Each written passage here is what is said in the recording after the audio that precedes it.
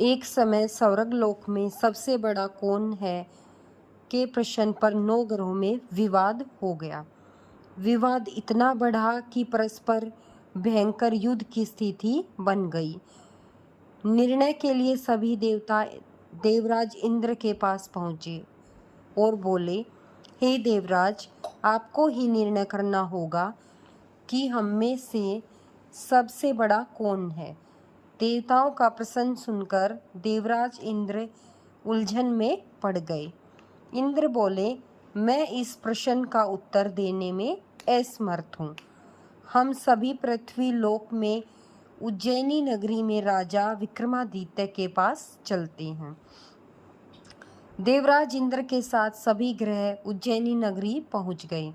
महल में पहुंचकर जब देवताओं ने उनसे अपना प्रश्न पूछा तो राजा विक्रमादित्य भी कुछ देर के लिए परेशान हो गए, क्योंकि सभी देवता अपनी अपनी शक्तियों के कारण महान थे।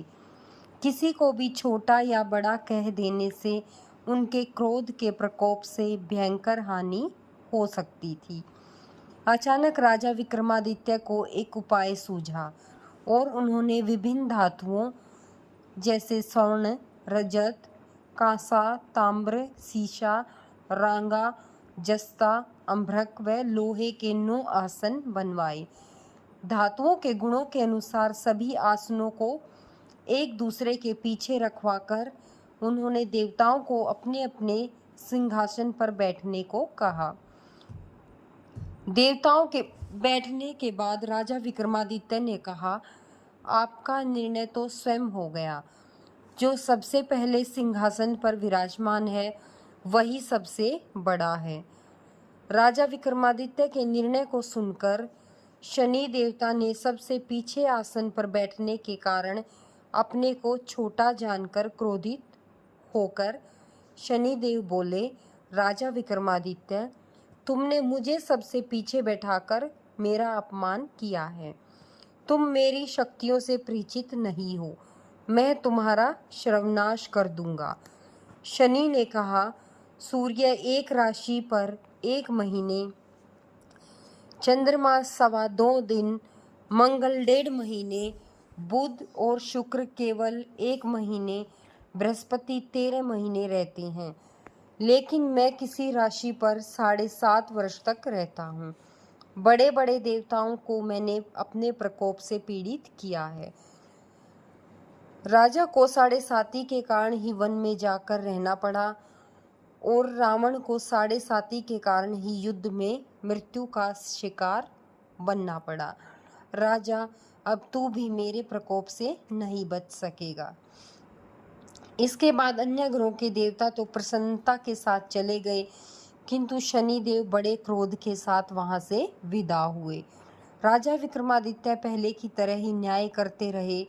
उनके राज्य में सभी स्त्री पुरुष बहुत आनंद से जीवन यापन कर रहे थे। कुछ दिन ऐसे ही बीत गए। उधर शनि देवता अपने अपमान को भूले नहीं थे। विक्रमादित्य से बदला लेने के लिए एक दिन शनिदेव ने घोड़े के व्यापारी का रूप धारण किया और बहुत से घोड़ों के साथ उज्जैनी नगरी पहुंचे। राजा विक्रमादित्य ने राज्य में किसी घोड़े के व्यापारी के आने का समाचार सुना तो अपने अश्वपाल को कुछ घोड़े खरीदने के लिए भेज दिया। घोड़े बहुत कीमती थे। अश्वपाल ने जब वापस लौटकर इस संबंध में बताया तो राजा विक्रमादित्य ने स्वयं आकर एक सुंदर व शक्तिशाली घोड़े को पसंद किया। घोड़े की चाल देखने के लिए राजा उस घोड़े पर सवार हुए तो वह घोड़ा बिजली की गति से दौड़ पड़ा। तेजी से दौड़ता घोड़ा राजा को दूर जंगल में कहीं गायब लेकर हो गया। घोड़ा दूर जंगल में राजा को ले गया और वहीं गिराकर वह वहां से भाग गया। राजा अपने नगर को लौटने के लिए जंगल में भटकने लगा, लेकिन उन्हें लौटने का कोई रास्ता नहीं दिखा।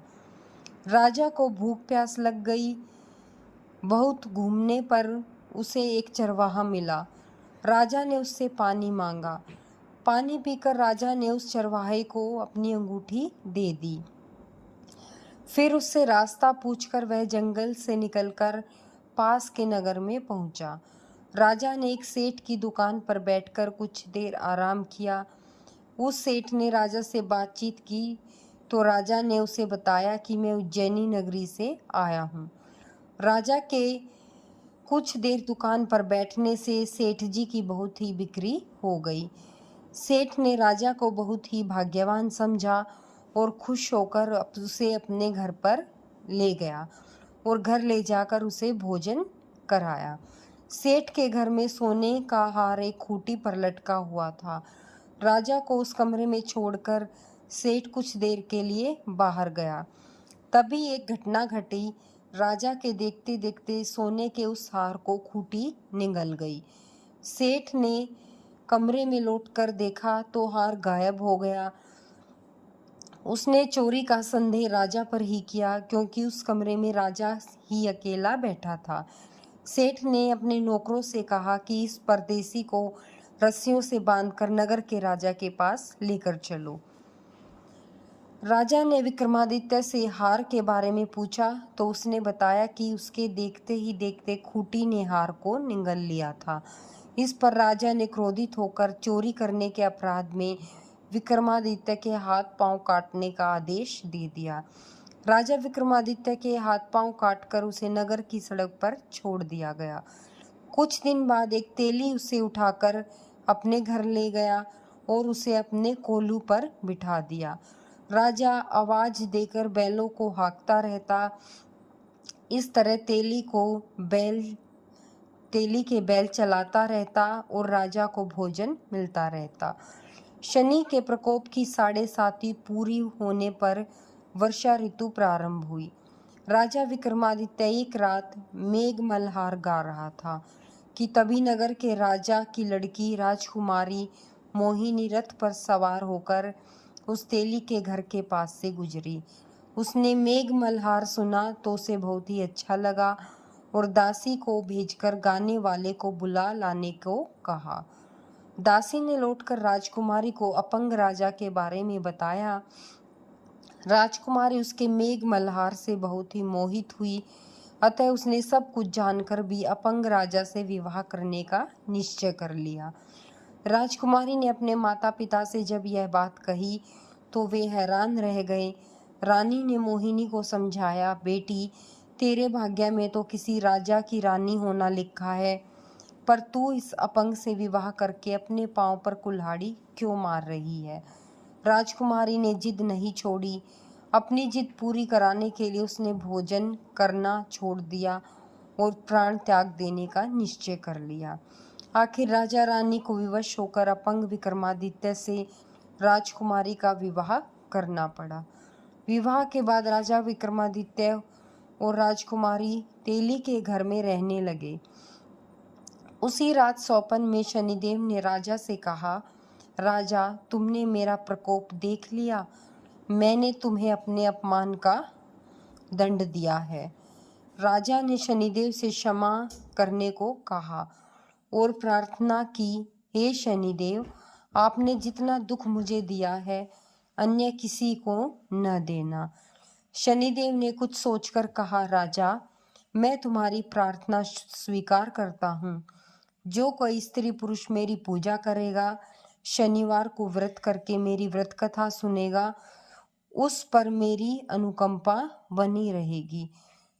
प्रातःकाल राजा विक्रमादित्य की नींद खुली तो उसने अपने हाथ पांव देखकर राजा को खुशी हुई। उसने मन ही मन शनिदेव को प्रणाम किया। राजकुमारी भी राजा के हाथ पांव सही सलामत देखकर आश्चर्य में डूब गई। तब राजा विक्रमादित्य ने अपना परिचय देते हुए शनिदेव के प्रकोप की सारी कहानी सुनाई। सेठ को जब इस बात का पता चला तो दौड़ता हुआ तेली के घर पहुंचा और राजा के चरणों में गिरकर क्षमा मांगने लगा। राजा ने उसे क्षमा कर दिया, क्योंकि यह सब तो शनिदेव के प्रकोप के कारण हुआ था। सेठ राजा को अपने घर ले गया और उसे भोजन कराया। भोजन करते समय वहां एक आश्चर्यजनक घटना घटी। सबके देखते देखते उस खूंटी ने हार उगल दिया। सेठ जी ने अपनी बेटी का विवाह भी राजा के साथ कर दिया और बहुत से स्वर्ण आभूषण धन आदि देकर राजा को विदा किया। राजा विक्रमादित्य राजकुमारी मोहिनी और सेठ की बेटी के साथ उज्जैनी पहुंचे तो नगर वासियों ने हर्ष से उनका स्वागत किया। अगले दिन राजा विक्रमादित्य ने पूरे राज्य में घोषणा कराई कि शनिदेव सब देवों में सर्वश्रेष्ठ है। प्रत्येक स्त्री पुरुष को शनिवार का व्रत करना चाहिए और शनिवार का व्रत करें और व्रत कथा सुनने से भी लोगों की मनोकामनाएं और शनिदेव की संपूर्ण अनुकंपा उन्हें मिलती है।